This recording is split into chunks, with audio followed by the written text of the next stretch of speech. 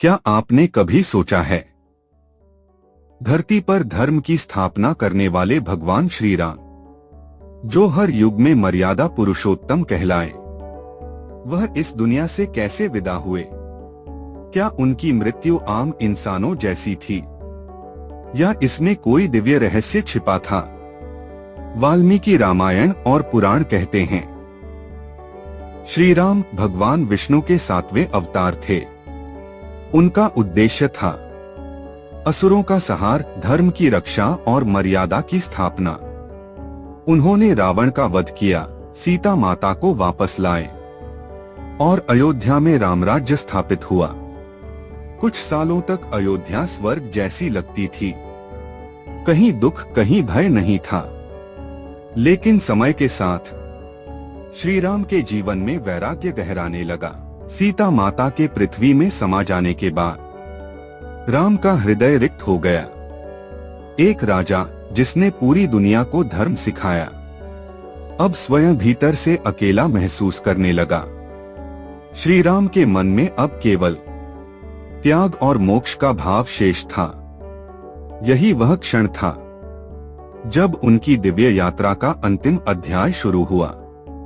एक दिन अयोध्या के राजमहल में अचानक एक दिव्य प्रकाश फैल गया। वह थे काल पुरुष, समय के देवता। उनका स्वर गंभीर और धीमा था। उन्होंने श्री राम से कहा, प्रभु, पृथ्वी पर आपका कार्य पूर्ण हो चुका है, अब आपको वैकुंठ लौटना होगा। श्री राम ने इस संदेश को सहजता से स्वीकार किया, क्योंकि एक अवतार का कार्य तभी पूरा होता है जब वह अपने धर्म और वचन निभा लेता है। लेकिन यह यात्रा आसान नहीं थी, क्योंकि आगे आने वाला था धर्म, त्याग और प्रेम की सबसे कठिन परीक्षा। काल पुरुष के प्रकट होने के बाद श्री राम ने लक्ष्मण को बुलाया और कहा, लक्ष्मण, जब तक मैं काल पुरुष से वार्तालाप करूं, कोई भी इस कक्ष में प्रवेश न करे। यह राजा का धर्म और शपथ है। यदि कोई इसे तोड़ेगा, उसे मृत्यु को स्वीकार करना होगा। लक्ष्मण ने अपने जीवन में हमेशा भाई की आज्ञा को ही धर्म माना था। उन्होंने प्रणाम किया और कक्ष के बाहर पहरा देने लगे। कुछ समय बाद अचानक दुर्वासा ऋषि महल के द्वार पर आ पहुंचे। उनका स्वभाव आप सब जानते हैं, क्रोध और तप का संगम। ऋषि ने कहा, मुझे तुरंत श्री राम से मिलना है।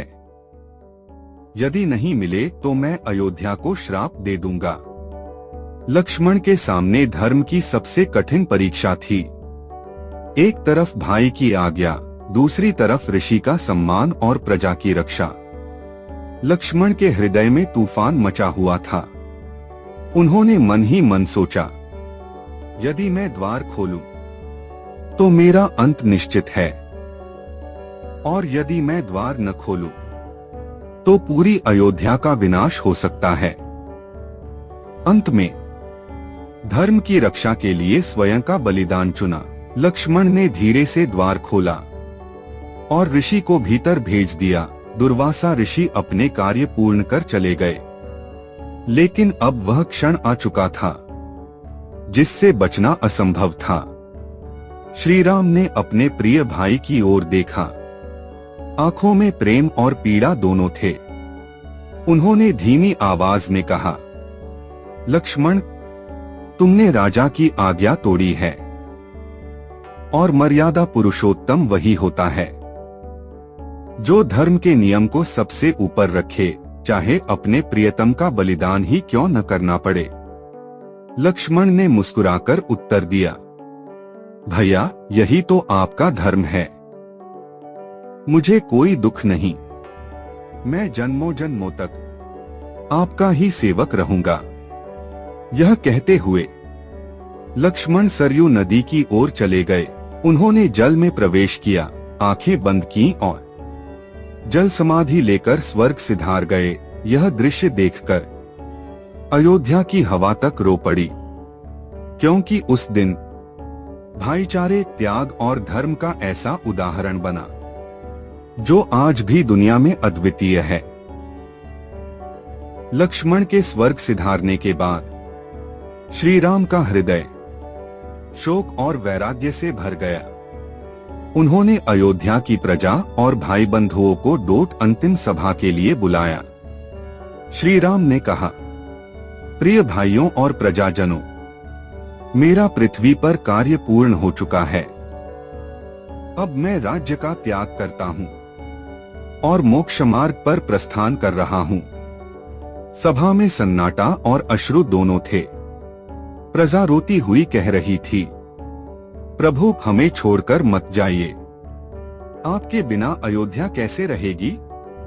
श्री राम ने समझाया, हर अवतार का उद्देश्य सीमित होता है। धर्म की स्थापना के बाद उसका कार्य समाप्त हो जाता है। तुम सब मेरे वचन को आशीर्वाद समझो। अयोध्या पर सदैव धर्म और सुख बना रहेगा। उस दिन अयोध्या की हवाएं भी शोकमग्न थीं।